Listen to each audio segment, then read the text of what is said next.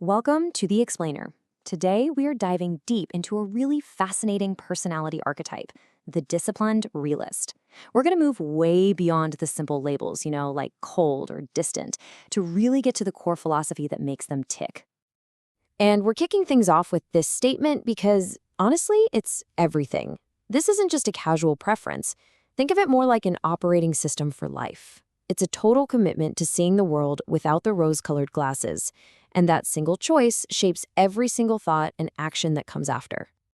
So what does it actually mean to live by this code? Well, it's really important to get this straight. This isn't about being cynical or negative. Not at all.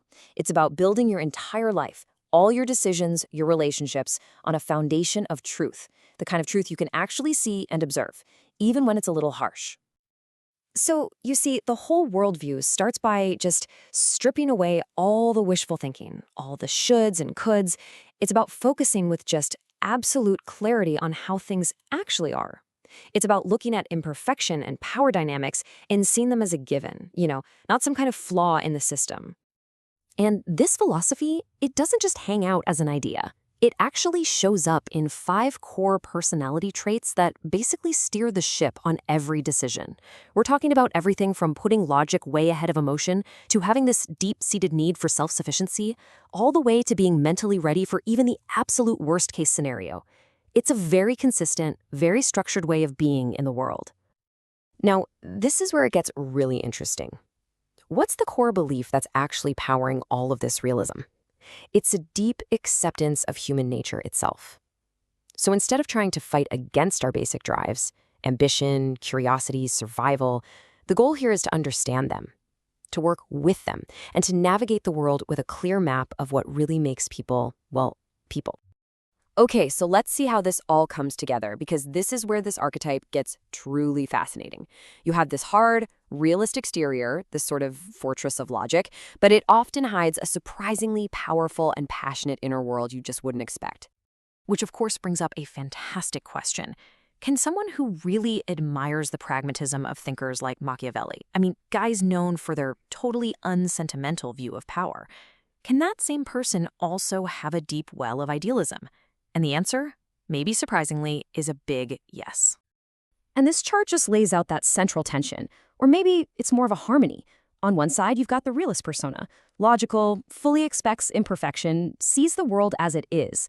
But then, running right underneath, you have this idealist undercurrent, a deep, deep yearning for a life that's full of meaning and passion, and that comes out in things like music or art, or starting a business that feels 100% authentic. Okay, so what are the real-world benefits of living by this code of realism and discipline? As you can probably imagine, when you build your life on a foundation this solid, it comes with some pretty significant advantages. And these strengths are just incredibly practical. Because this person has already thought about and accepted the worst-case scenarios, they stay calm when a crisis hits.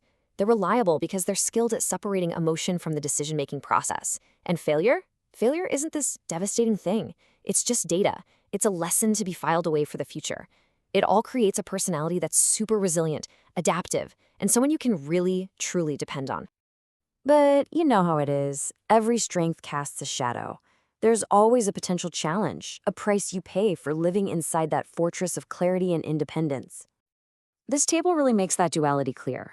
That radical independence that makes them so resilient, that can easily look like detachment to other people, and it can lead to isolation.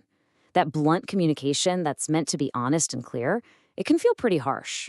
And that constant preparedness, well, if you're their partner, it might feel like they're never fully committed, like they're always mentally rehearsing an escape plan.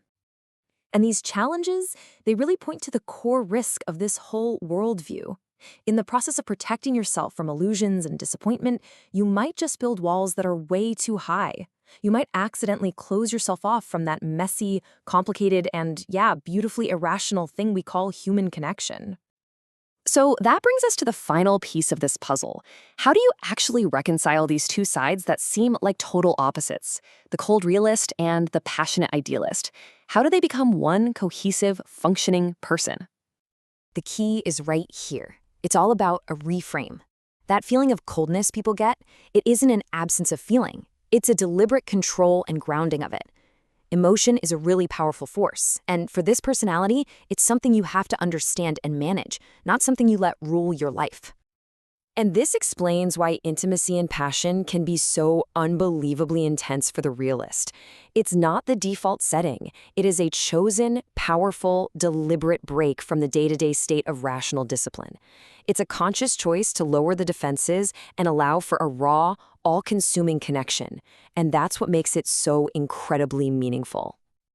And that leaves us with this final image, and I think it just perfectly sums it all up.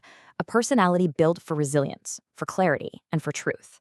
Someone who values connection not because it's constant and comforting, but because it's rare, it's intentional, and it has incredible depth. So the question it leaves us with is, what's more valuable? A door that's always open, or a fortress gate that opens only for the truly worthy?